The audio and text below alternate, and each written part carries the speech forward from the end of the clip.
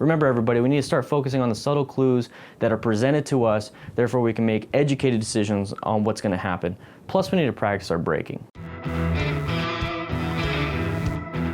If you'd like to chat with me and other DDFM crew members, swing on by the Discord. It's an absolute free service and allows you to get in contact with me and others around the world. We have 1,500 members, and I think you're going to find that it's a lot of fun. More information at motorcycleridingtips.com.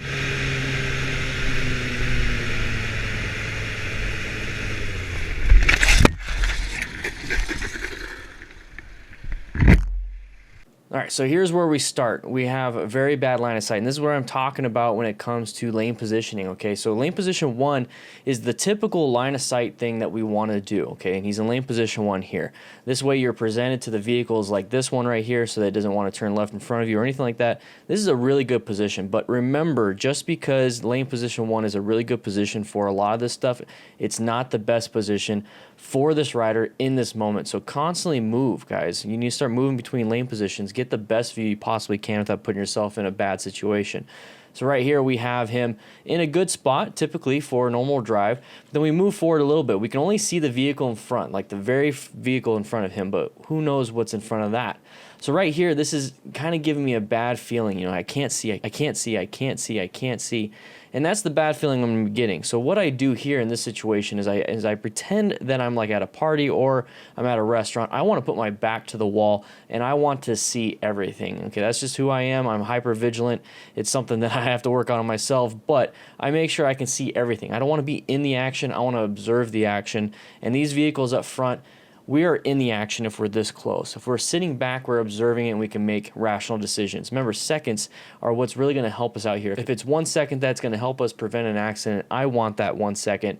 So that means I'm going to scoot back even further. So guys, give yourself a space cushion here because we're a little bit too close. As you can tell, he's having the brake lights on. So the driver of this motorcycle might be thinking, oh, well, he's just kind of slowing down. I'll just go ahead and you know, move with him.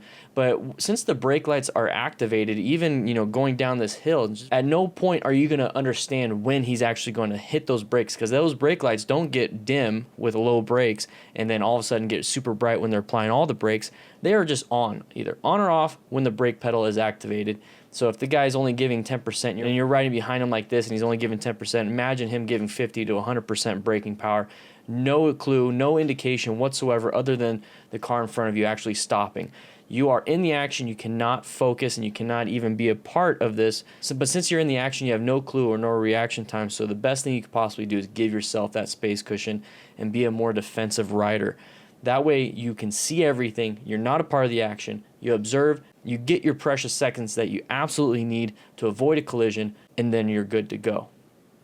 But right here we have him dumping his front brake and his bike. Okay, so what happened there was a panic. Okay, we got vehicles behind him also. Let's go ahead and scroll back just a little bit. This was a panic. Now, this is how we prevent a situation like this. Okay, so we're right behind the vehicle and we're doing our search, evaluate, execute. Okay, he's searching for hazards. He's evaluating whether they're hazards, and then he's going to execute an evasive maneuver or anything. It doesn't have to be evasive, just execute a physical motor body function to get yourself away from things, okay? So that could also be slowing down, giving yourself a space cushion. But what we see here is we're gonna go frame by frame just a little bit. So this is when he was searched, he evaluated, and now he's like, oh crap, I have to execute something or I'm gonna run into the back of this vehicle. There's no escape paths really to the right. You're gonna run into the wall, and then there's a kind of escape path to the left, but you see that vehicle right there. It could get in our way and could hit us head on.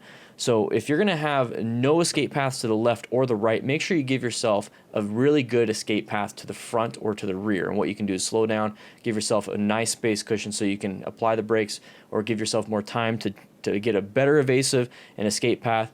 When you slow down also, you're making the distance behind the person hopefully decrease too, so that way you're not going to get T-boned or sandwiched or anything like that. So we're going to move forward just a little bit, and what's going to happen, he's going to find out this is a hazard, and he's going to grab a fistful of that front brake while trying to swerve. This is exactly what it looks like when you're swerving and braking at the same time, guys. You need to either do the braking before the swerve or swerve and then brake. You cannot do both, because when you're trying to swerve and you lock up that front brake and that front tire and you try to swerve and go left, this is exactly what happens. There's no way that tire is going to move, and there's no way you're going to move that way. The only thing that's going to happen is you're going to get an attack from gravity, and you're going to fall down, and that's exactly what happens here. Let's go ahead and scroll back just a little bit here, and I want you guys to see you can definitely stop by doing that, but this is one of those situations where people are saying, hey, should I just lay my bike down, you know, if I'm going to get in a crash? And I say, well, don't put yourself in that situation in the first place. Use an evasive maneuver like swerving or braking. Do not do both. Dumping the bike is just a lazy way of stopping. Now, it could save your life. It definitely could save your life, but let's take a quick look. Where's that tire right there? So is it really saving your life? Did you have enough room to lane filter between this shadow right here and then the car in front of you? Yes, you definitely can. You have an escape path. We're on two wheels. We can make this gap. Let's not dump the bike, possibly fall over into traffic, and then possibly get run over. He got very lucky. There's the car tire right there. His head could be, or his hands could be extended and get ran over. So very, very lucky. He's wearing full gear. He's got full everything. So congrats to him. We got something really good going on. But this is the traffic involved.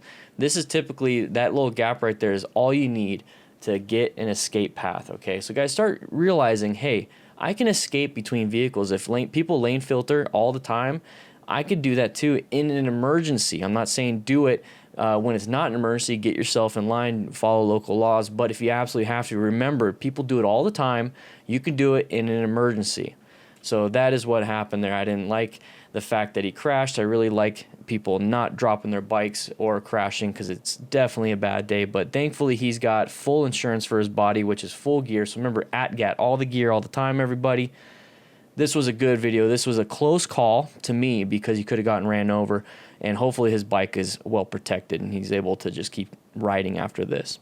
But if you guys like this kind of stuff, make sure you hit that subscribe button. But make sure you share your favorite video. That way other people can learn what happens, how it happens, and what we can do to prevent anything for ourselves. Remember, guys, this is something that we want to learn from. Let's not write anything in the comments that is derogatory to the rider. Let's learn and write your constructive inputs. Let's not criticize. But with that said, I hope you ride safe, be safe, and I'll be seeing you around.